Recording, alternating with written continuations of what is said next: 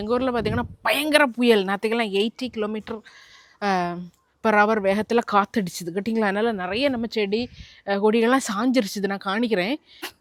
நம்ம பீன்ஸ் பாவம் அப்படியே சரிஞ்சிருச்சுது. எல்லா வேக்கன்சியுமே வந்து ஹோம் கண்ட்ரி ஸ்டூடெண்ட்ஸை வச்சே அவங்க வந்து ஃபில் பண்ண பார்க்குறாங்க. அதனால் இங்கே வந்து ரொம்ப ரொம்ப கஷ்டம். அதை பார்த்து வாங்க. ஏன்னா வந்து இங்கே வந்து ஐயோ வேலைக்குன்னு வந்தேன், என்னால் வேலை கிடைக்கல. ஆண்டம் விட்ட வழி. எப்படி இருக்குது?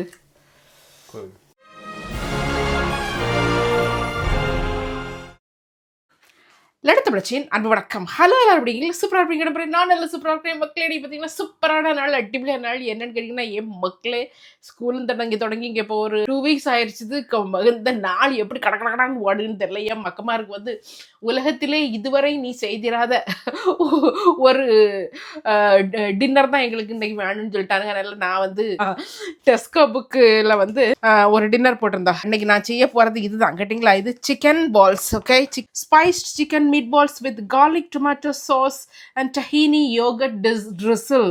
Oh my god, எப்படி இருக்குன்னு பாருங்க. வெங்காயம் ஒரு மீடியம் வெங்காயம் எடுக்கணும்னு சொல்லியிருக்கு கேட்டிங்களா. அதை வந்து இந்த மாதிரி குறான்னு நீங்கள் வந்து வெட்டி வச்சுக்கோங்க. மின்ஸ் மீட் அதை காணிக்கிறேன்.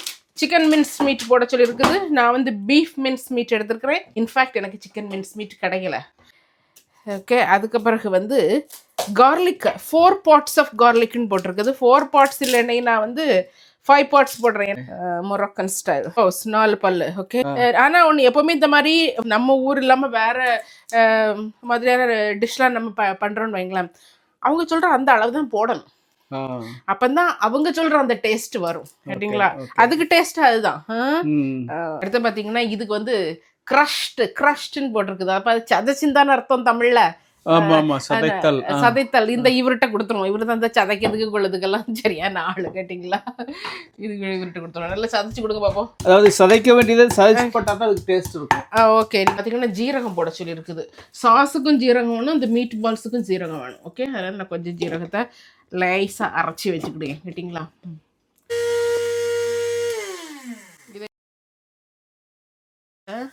இதை இதில் வச்சுக்கலாம். ஓகே, அதுக்கப்புறம் வந்து இந்த ஓகே. ஸோ இது வந்து கொத்தமல்லி இருந்து எங்கே வந்துட்டுன்னு பார்த்தீங்களா ஐட்டம். ஸோ கொத்தமல்லி, அதுக்கப்புறம் வந்து பப்ரிக்கா பொடி. ஓகே, பப்ரிக்கா வந்து அது ஒரு விதமான சில்லி பொடி தான். அதில் கொஞ்சம் லைட்டாக சில்லி பொடி கேட்டிங்களா, கொஞ்சமாக ஜீரகம். அதுக்கப்புறம் இந்த இறைச்சி இப்படி கிடைக்கும் உள்ள இறைச்சி கேட்டிங்களா. ஓ அவ்வளோதான், ரொம்ப சிம்பிளாக இருக்குது. ரொம்ப சிம்பிளாக. இது வந்து இனி பால்ஸாக பண்ணி வைக்கணும். ஃபஸ்ட்டு அதை பிணைச்சிட்டு அப்புறம் போடுவோமா? Wait a minute, don't worry. எனக்கு இப்படி புது ஐட்டமெல்லாம் பண்ணும்போது ரொம்ப ஒரு சின்ன பிள்ளைத்தனமாக ஆயிடுவேன். நான் அப்படி ரொம்ப சின்ன பிள்ளைங்க பக்கத்தில் அப்படியே ஆர்வமாக பார்க்குற அப்படி எல்லாம் கரெக்டாக இருக்கான்னு செக் பண்ணிக்கோ. பிரெட் க்ரம்ஸ் போடணும் பார்த்தீங்களா. 70 கிராம் பிரெட் க்ரம்ஸ் போட சொல்லியிருக்குது. Okay, 2 teaspoon paprika and ground cumin. நம்ம 1 டீஸ்பூன் தான் போட்டோம் பார்த்தீங்களா. அதான் அது கரெக்டாக போடணும். இன்னும் 1 டீஸ்பூனு பிரெட் க்ரம்ஸ் இருந்தால் எவ்வளோ போட சொல்லியிருக்கு? 70 கிராம்னு போட்டுரு சொல்லிருக்கு. ஒரு கையளவுக்கு போடுவோம். பார்த்து தோராயமாக போடு. ஆமாம் ஆமாம். இனி இதை அப்படியே உருண்டை பிடிச்சி அப்படியே ஃப்ரிட்ஜுக்குள்ளே ஏற்றிடணும் கேட்டிங்களா. கடன்னு இந்த உருண்டை பிடிக்கிறதுல தான் உங்களுக்கு வந்து டைம் எடுக்கும். ஓகே ஓகே, உருண்டை பிடிப்போம். உருண்டை பிடிக்குமா? உருண்டையோ உருண்டை.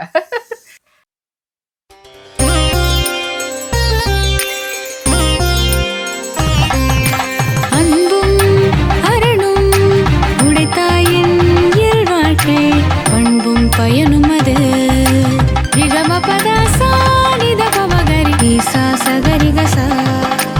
இதயங்கள் இணைந்திட வாழ்க்கை அமைந்திட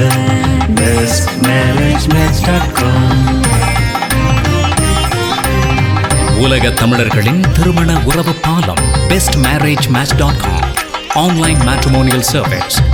இன்றே இலவசமாக பதிந்து உள்நாடு மற்றும் வெளிநாட்டில் உங்களோடு சங்கமிக்க காத்திருக்கும் பொருத்தமான வாழ்க்கை துணையை கைப்பிடிப்பேன்.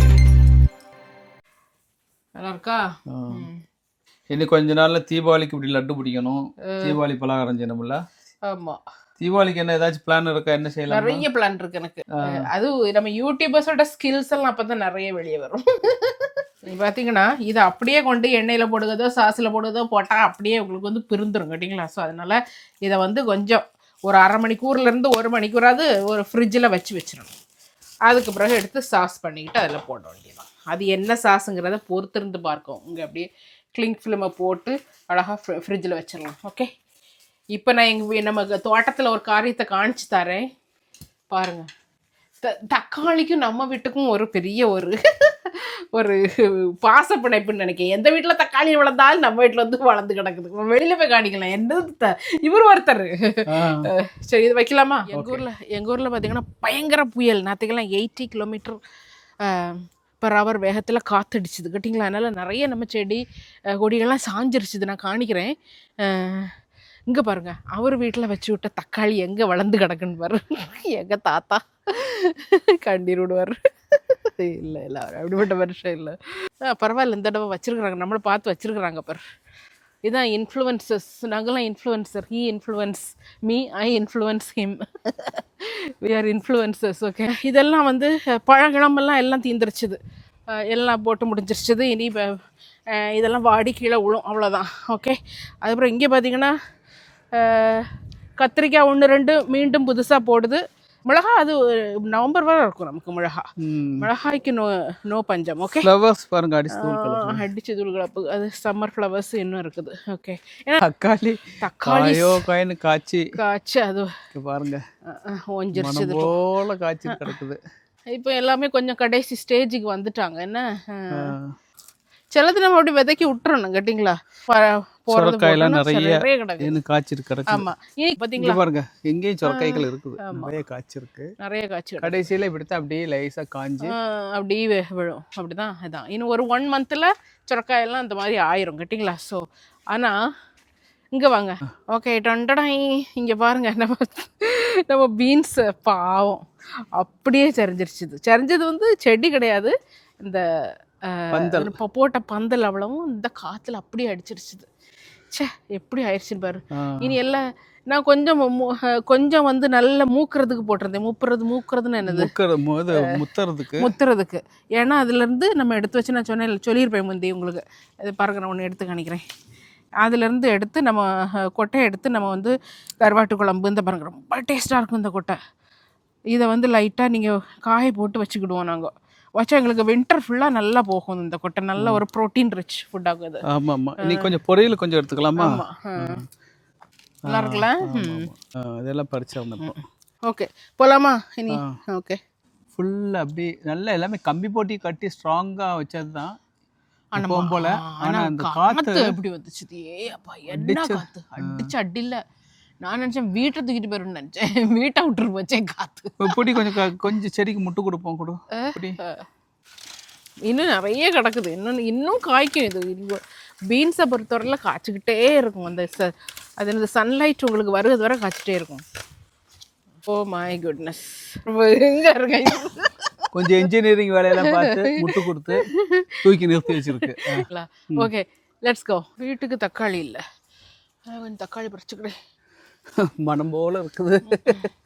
இது இந்த வீட்டில் அப்படி எல்லாம் பயிர் பண்ணுறது, அப்பார்ட் ஃப்ரம் வெஜிடபிள்ஸ் நமக்கு எவ்வளோ ஸ்ட்ரெஸ் ரிலீஃபாக ஜாலியாக இருந்துச்சு இல்லையா. இந்த இதை எல்லாத்தையும் எடுத்துருவோம். ஆமாம், நல்லா பழுத்தது எடுங்க. இந்த காயெல்லாம் பழுத்தது தான் நல்லா டேஸ்ட்டாக இருக்கும். ரொம்பவும் பழுக்கக்கூடாது. இல்லை, தக்காளி சட்னிக்கு ஆண்டன் அகஸ்டின் எப்படின்னா லைட்டாக ஸ்வீட்டாக இருக்கும்னு சொல்லுவாங்க. அதுக்கு ஏற்ற காய் இது தான் இருக்குது பாருங்க. சூப்பராக இன்னைக்குள்ள தக்காளி பழம் பறிச்சாச்சு. இவ்வளவும் கொஞ்சம் இதுவும் பறிச்சிருக்குது, பீன்ஸ். Okay, let's go. ஐயோ, இது சின்ன பாத்திரம் ஆகிப்போச்சு. கொஞ்சம் பெரிய பாத்திரத்தை எடுத்துகிட்டு வந்துருக்க வேண்டியது. என் மாமா இப்போ when is it getting ready. Sauce பண்ணிடலாமா இனி? ஆலிவ் ஆயில் 2 டேபிள் ஸ்பூன் விட சொல்லியிருக்குது. நான் பாதி ஆலிவ் ஆயில், பாதி நம்ம ஆயில் விட்டுக்கிறேன். இவ்வளவு தக்காளி பழத்தை வச்சுட்டுங்க பாருங்க. அதுக்கு தான் நம்ம வந்து யூஸ் பண்ண முடியும். ஆனால் வந்து நான் இதை யூஸ் பண்ண போகிறது வந்து tinned tomato. Okay, add garlic, paprika, cumin, low medium heat. Okay, சரிங்களா? அவங்க சொல்கிற மாதிரி இது பண்ணணும். லோ மீடியம் ஹீட்டில் ஆயில், பப்ரிக்கா, cumin. கார்லிக், இப்போ வந்து குமின் பொடி, சீரகப்பொடி. கொஞ்சம் இந்தியன் ஸ்டைலில் தான் இருக்குது. Indian style. ஆமாம், இந்தியன் ஸ்டைல்னால் இது ஒரு மாதிரியான இந்தியன் ஸ்டைல். பாப்ரிக்கா. கரெக்டாக ரசம் வாட வந்துருச்சு. நான் இன்டர்நேஷ்னல் லெவலில் நான் செஞ்சுட்டு இருக்கேன், கரெக்டாக ரசம் ஸ்மெல் வருது. இல்லை, அந்த சீரகத்தையும் பூண்டையும் போட்டேன்னு பெர்ஃபெக்டாக அந்த வாசம் வந்துருச்சு. இப்படி சொன்னால் மனுஷருக்கு என்ன வருது. இது கொஞ்சம் சில்லி பொடி. Okay, sauce. ஓகே, இனி பார்த்தீங்கன்னா இதில் வந்து ஏசாங்க இப்போ வந்து சூப்பரான ஒரு அடிப்படை ஐட்டம் போது ஹனி. அது 1 ஸ்பூன் போல் ஃபர்ஸ்டே போட்டுருணுமா? ஆமாம். ஓகேயா, கொத்தமல்லி தலை. இப்போ ரசம் மாதிரி இல்லை, இது இன்றைக்கி சாப்பிட்டு பாருங்க நல்லாயிருக்கும். இது ஒரு கொதிக்கட்டும். இதை கொதித்த பிறகு 25 to 30 மினிட்ஸ் இது வந்து சிம்மரில் போட்டு வேக வைக்கணும். அப்போ தான் உங்களுக்கு உண்மையான அந்த டேஸ்ட் வரணும். இது பார்த்தீங்கன்னா உலகத்தில் என்ன நடந்துக்கிட்டு இருக்குன்னே தெரிய மாட்டேங்குது. யாருக்கு ஆப்பு வைக்கா என்ன ஆகுதுன்னே தெரிய மாட்டேங்குது. எல்லாருக்கும் போய் பார்த்துருப்பீங்க நியூஸ் எல்லாம்.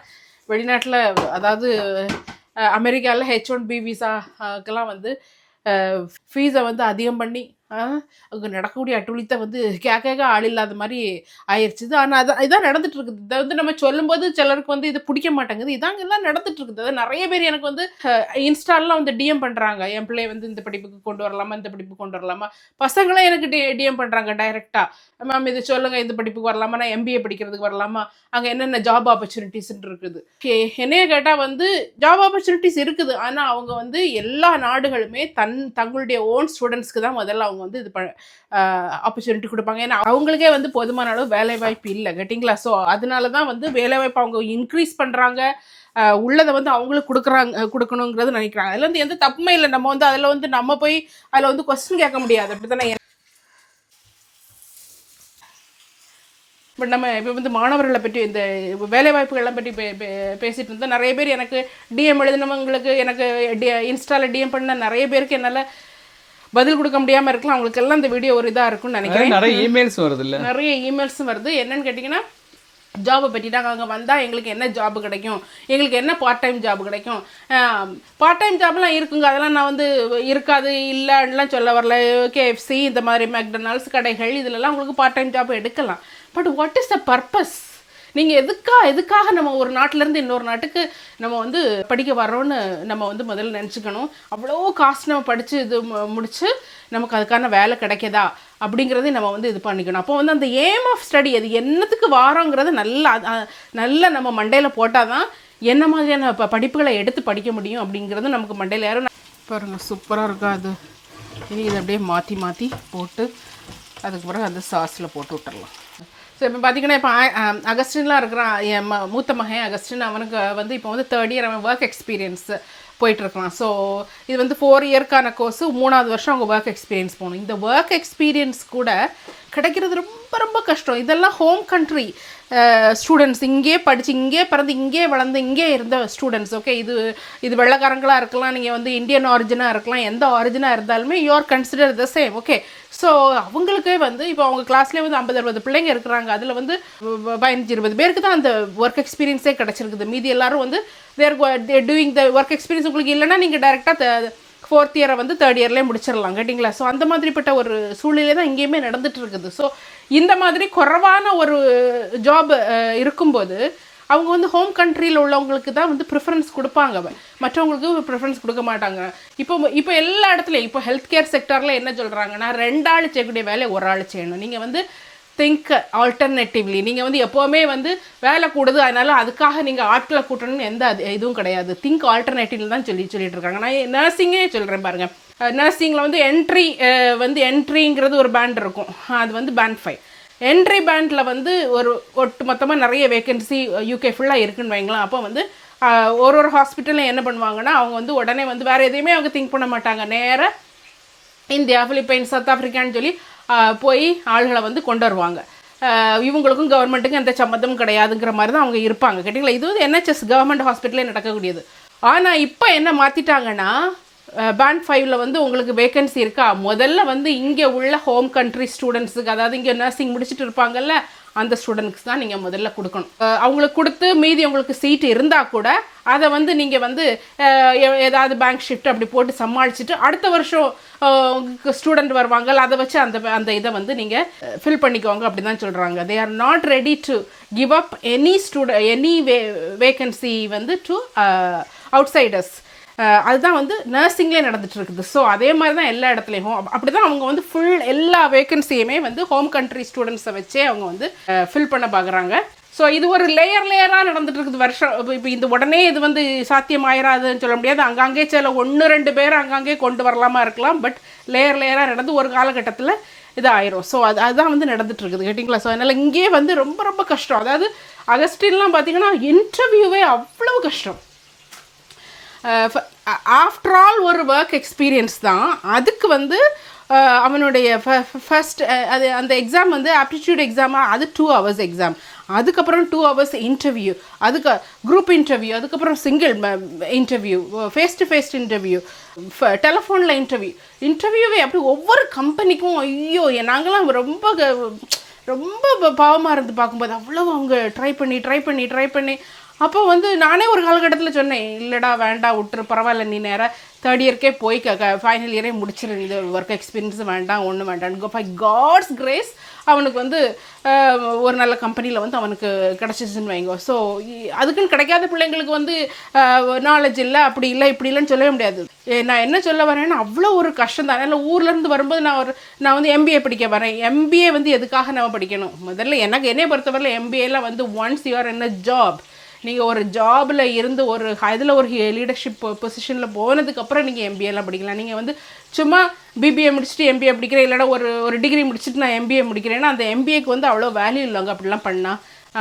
இந்த யூகே யூனிவர்சிட்டிஸில் பார்த்தீங்கன்னா இந்த பெஸ்ட் யூனிவர்சிட்டி இல்லாமல் அந்த ஒரு 10% பெஸ்ட் யூனிவர்சிட்டி இருக்கும் இல்லையா, அது இல்லாமல் மற்ற எங்கே நீங்கள் எம்பிஏ படித்தாலும் உங்களுக்கு வந்து அது பெரிய ஒரு இதெல்லாம் இருக்காது உங்களுக்கு. ஸோ அதை பார்த்து வாங்க. ஏன்னா இங்கே வந்து ஐயோ வேலைக்குன்னு வந்தேன் என்னால் வேலை கிடைக்கல அப்படி யாரும் சொல்கிறது யாரும் கேட்குறதும் இல்லை. நம்ம எவ்வளவுதான் தலையில் அடித்து சொல்கிறது இங்கே இப்படி தான் இருக்குது அப்படின்னு. எந்த கோர்ஸ் படித்தாலும் அந்த கோர்ஸ்க்குன்னு ஒரு அக்ரெடிஷன் இருக்கும், அவங்களுக்குன்னு ஒரு பாடி இருக்கும், அதில் அக்ரெடிஷன் இருக்கும். அப்படி தானே அந்த யூனிவர்சிட்டிஸ் வந்து அப்படி அக்ரெடிட் ஆகிருக்கிறாங்களா அதெல்லாம் வந்து பார்க்கணும்.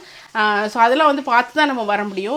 யூனிவர்சிட்டியில் நீங்கள் ஃபோன் பண்ணி கேட்டிங்கன்னா ரொம்ப அழகாக படம் போல் உங்களுக்கு நல்ல எல்லாம் சொல்லுவாங்க. அதே மாதிரி அவங்க வந்து நேராக உங்களை வந்து உங்கள் லோக்கல்லே சென்னையிலே ஆஃபீஸ் இருக்குங்க, அங்கே நீங்கள் ஃபோன் பண்ணி கேட்டுக்கோங்கம்பாங்க. அங்கே அவங்களுடைய ப்ராடக்ட்டை செல் தான் பண்ண பார்ப்பாங்க. நம்ம தான் வர்றவங்க பார்த்து வரணும். இதுக்கு என்ன பண்ணணும்னா இந்தியா போன்ற நாடுகள் என்னுடைய ரெக்வஸ்ட் என்னடானா இன்க்ரீஸ் அங்கேயும் வந்து வேலை வாய்ப்புகளை இன்க்ரீஸ் பண்ணணும், நல்ல சம்பளத்தை கொடுக்க பார்க்கணும், இன்னுமே வந்து ப்ரொடக்டிவிட்டியை இன்க்ரீஸ் பண்ண. இந்தியாவில் வந்து எப்படின்னு பார்த்தீங்கன்னா சொல்கிறேன்னு யாரும் தப்பாக நினச்சிக்காதீங்க. எஜுகேஷன் நமக்கு வெளியிலேருந்து வந்துச்சுது, எஜுகேஷன் கொடுத்தாங்க, மிஷினரிஸ்லாம் வந்தாங்க, எஜுகேஷன் கொடுத்தாங்க. ஓகே, அடுத்தது வேலை வாய்ப்புக்கு பெரிய கொஞ்சம் நல்ல சேலரி வேணுன்னா வெளியில் போங்கிற போது மற்ற நாடுகள்லாம் நம்மளை எடுத்து நமக்கு வேலை வாய்ப்பு கொடுத்தாங்க. அது வந்து ஒரு வேளையில் அது ஒரு எக்ஸ்ப்ளாய்டேஷனே வச்சுக்கோங்க. இருந்தாலும் நம்மளுடைய நிலைகள் வந்து அதில் கொஞ்சம் நல்லா ஆயிடுச்சுது. ஆனால் இப்போ அதுவே தொடர்ந்து நடக்கணும்னு நினைக்கும்போது அது நடக்காது, அது வந்து இருக்காது. நம்ம உள்நாட்டிலே வேலைகளை உருவாக்கணும், உள்நாட்டிலே வந்து கிராஜுவேட்ஸுக்கான ஒரு ப்ரோக்ராமை வைக்கணும். இருக்கும் கண்டிப்பாக ஃப்ரெஷர்ஸ்க்கான எல்லா ப்ரோக்ராமும் இருக்கும். பட் எத்தனையோ பிள்ளைங்க இன்ஜினியரிங் முடிச்சுட்டு நான் அங்கே வேலை பார்க்குறேன், நான் கம்மியாக வேலை பார்க்குறேன். அப்போ நம்ம போகிறதுக்கு முன்னால் படிக்க போகிறதுக்கு முன்னால் இன்ஜினியரிங் தான் படிப்பா, இன்ஜினியரிங் இல்லாமல் வேறு என்னெல்லாம் படிக்கலாம் அப்படிங்கிறதையும் பார்த்துக்கோங்க. இப்போ பார்த்தீங்கன்னா இதை வந்து இதில் போட்டுடலாம். எப்படி இருக்குன்னு பார்த்தீங்களா, சூப்பராக இருக்கா. போட்டுட்டு திரும்ப நம்ம இதை வந்து கொஞ்ச நேரம் 7 நிமிஷம் வைக்க சொல்லியிருக்குது. வச்சு இப்படி ஒரு 7 நிமிஷம் மரக்கால போட்டு இன்னொரு 7 நிமிஷம். ஓகே, அப்படி 7 14 நிமிஷம் வைக்கணும். ஓகே, மரக்கால்னா மறைச்சி போட்டு திருப்பி போட்டு. உங்களுக்கு ஒரு தனி டிக்ஷனரியே வேணும்பா. மரக்காலா கன்னியாகுமரி டிஸ்ட்ரிக்ட்காரங்களுக்கு? கன்னியாகுமரி பாசா இல்லை, சேலம் பாசா. அது என்னன்னு சொல்லிட்டுருந்தேன்னா அப்படிதான். அதனால் வந்து இது வந்து ஒரு ரேஷியல் சம்மந்தமானது. அவங்க நாட்டை அவங்க முன்னேற்ற கண்டிப்பாக அவங்கவுங்க நாட்டை அவங்கவுங்க முன்னேற்ற பார்ப்பாங்க. அது வந்து யாருமே அதில் வந்து நம்ம இது பண்ண முடியாது. அதுக்கான இதுதான், அது வந்து தப்புன்னு நம்ம சொல்ல முடியாது. இந்தியா கவர்மெண்ட் இன்னும் கொஞ்சம் விழிச்சுக்கணும். இன்னும் என்னுடைய ப்ரொஃபஷனாக நிறைய பேசுகிறேன்னு நினைக்கிறேன். என்னுடைய ப்ரொஃபஷனே பாருங்கள், நர்சஸ்ன்னு இருந்தால் நிறைய வந்து இந்தியாவில் வந்து ஆப்பர்ச்சுனிட்டி இல்லை. இப்போ ஜஸ்ட்டு காசுக்காக மட்டும் வெளியில் வர்றதில்லை. உங்களுக்கு வந்து ஸ்கோப் ஆஃப் நர்சிங் வந்து ரொம்ப கம்மியாக இருக்குது. ஒன்லே காலேஜில் படிக்கலாம், இல்லைனா லெக்சராகவோ பிரின்சிபலாகவோ இல்லைனா வந்து ப்ரொஃபஸராகவோ நீங்கள் ஒர்க் பண்ணலாம். இல்லைனா வந்து வார்டில் ஹாஸ்பிட்டலில் இன்சார்ஜ், ஃப்ளோர் இன்சார்ஜ், அந்த மாதிரி சூப்பர்வைசர், அந்த மாதிரி சூப்பரிண்டென்ட், அந்த மாதிரிப்பட்ட இது இருக்கும். மற்றபடி இந்த நாடுகள்லாம் பார்த்தீங்கன்னா கம்யூனிட்டி நர்சிங் அப்படிலாம் வரும்போது நிறைய உங்களுக்கு வந்து ஸ்கோப் ஆஃப் நர்சிங் நிறைய இருக்குது. நர்சிங் எம்எஸ்சி முடிச்சுட்டு நீங்கள் அப்புறம் எம்பிஏ எடுத்தீங்கன்னா உங்களுக்கு மேனேஜ்மெண்ட் ப்ராஸ்பெக்டில் அதில் நிறைய உங்களுக்கு நிறைய ஆப்பர்ச்சுனிட்டிஸ் இருக்குது. ஸோ அந்த மாதிரி ஸ்கோப் ஆஃப் ப்ராக்டிஸே வந்து நம்ம நாட்டில் கம்மியாக இருக்குது. நம்ம நாட்டில் உள்ள அரசாங்கம் வந்து இந்திய அரசாங்கம் இதெல்லாம் வந்து பார்க்கணும். இது அடுத்தவங்களை குறை சொல்லிக்கிட்டு அவன் நாட்டில் எடுக்க மாட்டேங்கிறான், இவன் நாட்டில் எடுக்க மாட்டேங்கிறான். இப்போ என்னை இப்போ கொஞ்சம் பேர் சொல்லுவாங்க, நீ அங்கே போயிட்டெல்லாம் அங்கே போய் வீடு வாங்கிட்டலாம், அங்கே செட்டில் ஆகிட்டலாம், உனக்கு என்ன, நீ இப்படி இந்தியர்களுக்கு எதிராக பேசுகிறேன். அப்படிலாம் இல்லைங்க, உண்மை நிஜம் இதுதான். நாடுகள் விழித்து கொள்ளணும். எப்போவுமே அடுத்தவனை நம்பிக்கிட்டு அடுத்தவனை இது பண்ணிக்கிட்டே இருக்க முடியாது. கேட்டிங்களா? இது வந்து இண்டிவிஜுவல்.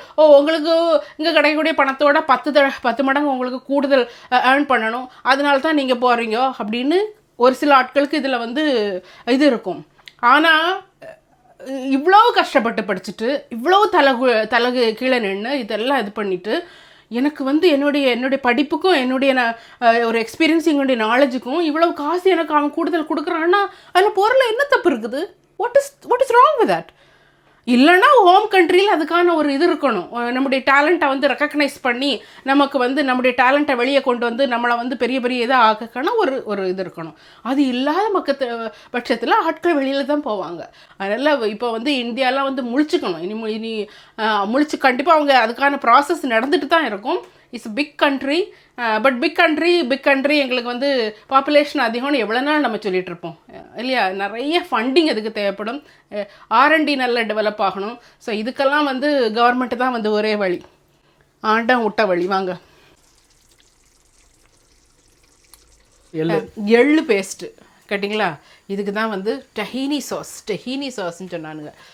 அங்கே கடுகு, இங்கே சில ஆட்களுக்கு ரசமும் இதுவும் சாப்பிடாம இருந்தால் அன்னைக்கு பொழுது போகாது. கேட்டிங்களா? என்னதான் இன்டர்நேஷ்னல் லெவலில் குக் பண்ணி கொடுத்தாலும் வெங்காயம் இதெல்லாம் போட்டு பொரியல் இதெல்லாம் இல்லாமல் இருந்தால் வயிற்றுக்குள்ளே போகாது. இந்த நாடுகள்லாம் இப்படி மாறிக்கிட்டு வருதுன்னா பார்த்தீங்கன்னா பொதுமக்களுடைய உந்துதல் எப்படின்னா, எலெக்ஷன் வரும்போது யூஎஸ்ஏலையும் அப்படி தான், யூகேலையும் அப்படி தான் பார்த்தீங்கன்னா வந்து இமிக்ரேஷனை கண்ட்ரோல் பண்ணணும். எதுக்காக இமிக்ரேஷன் கண்ட்ரோல் பண்ணணும்னு கேட்குறாங்க. இங்கே வந்து எங்கள் பிள்ளைங்களுக்கு வேலை இல்லை, எங்கள் பிள்ளைங்களுக்கு அது இல்லை, இது இல்லை, இது வந்து எங்கள் பிள்ளைங்களுக்கு எல்லாருக்கும் கிடைக்கணும், இங்கே உள்ளவங்களுக்கு முதல்ல கிடைக்கணும், அதுக்கப்புறம் தான் நீங்கள் வெளியிலேருந்து ஆட்களை கொண்டு வரணுங்கிறத வந்து ரொம்ப ரொம்ப கிளியராக இருந்தாங்க. அதே மாதிரி அவங்க ஓட்டு போடும்போது அந்த ஓட்டை கரெக்டாக போட்டாங்க. நீங்கள் இமிக்ரேஷன் நான் கம்மி பண்ணுறேன்னு சொன்ன ஆளுக்கு மட்டும்தான் வந்து ஓட்டு கிடைக்கும். கேட்டிங்களா? அந்த அளவுக்கு தான் இங்கே வந்து போட்டுட்டு இருந்தாங்க. இனி வரக்கூடிய எலெக்ஷன்லலாம் அப்படி தான் மாறிக்கிட்டே போகும். கேட்டிங்களா? அதனால் வந்து இந்தியாவிலேருந்து நீங்கள் பார்த்துட்டு இருக்கீங்கன்னா இந்தியாவிலேயும் மாற்றம் வரணும். நம்ம படிக்கிற பிள்ளைங்களுக்கு எல்லாத்துக்கும் நல்ல நல்ல வேலைகள் கிடைக்கணும். அவங்க எவ்வளோ கஷ்டப்பட்டு படிக்கிறாங்களோ அந்தளவுக்கு அவங்களுக்கு பெரிய வேலைகள் கிடைக்கணும் அப்படின்னு நீங்கள் நினச்சா கண்டிப்பாக வந்து அது வந்து உங்களுடைய அரசியல் தலைவர்களுடைய ஒரு மேனிஃபெஸ்டோவில் ஒன்றா அவங்க கொண்டு வரணும் இல்லை எலெக்ஷன் டைமில். அந்த அளவுக்கு மக்கள் புஷ் பண்ணணும். கேட்டிங்களா? நாங்கள் புஷ் பண்ணிட்டு தாக்கா இருக்கா, ஒன்றும் நடக்க மாட்டேங்குன்னு நீங்கள் சொல்கிறது எனக்கு கேட்குது. அடுத்தது நம்ம வந்து இந்த இதை வந்து இப்போ பண்ணிடலாம். ஓகே, இது வந்து கார்லிக்கு, இது ஒரு 100 இருக்குமா? அதுக்கப்புறம் இது பாருங்கள், இதில் எத்தனை ஸ்பூன் போட சொல்லியிருந்து? 2 டேபிள் ஸ்பூன்.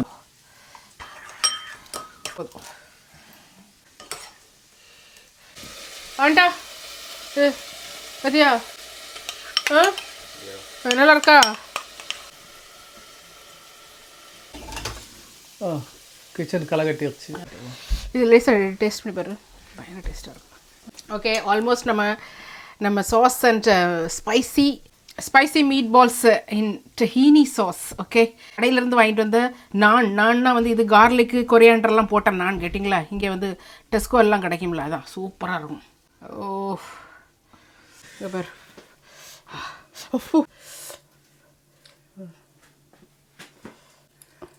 எப்படி இருக்குது? Very good. பாருங்க, இதை எடுத்து பாருங்க.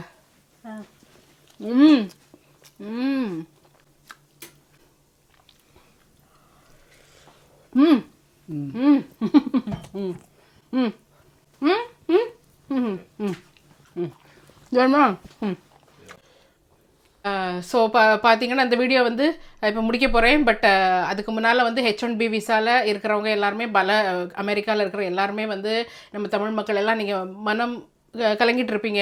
எப்படியும் ஒரு நாட்டில் போய் நம்ம வளத்தை உண்டு பண்ணிட்டோம் அப்படின்னு நம்ம எஸ்டாப்ளிஷ் ஆகிட்டு வரோம் அப்படிங்கிற நேரத்தில் இந்த மாதிரிப்பட்ட இதுகள் வரும்போது ரொம்ப கஷ்டமாக தான் இருக்கும். ஆனால் அப்படி லைஃப் ஓன் ஸ்டே தேர் இல்லையா, இட் வில் மூவ் ஆன், போயிட்டே தான் இருக்கும். அதுக்கு வேறு வழி கிடைக்கும், வேறு வழிகள் வந்து திறந்துக்கிட்டே தான் இருக்கும்.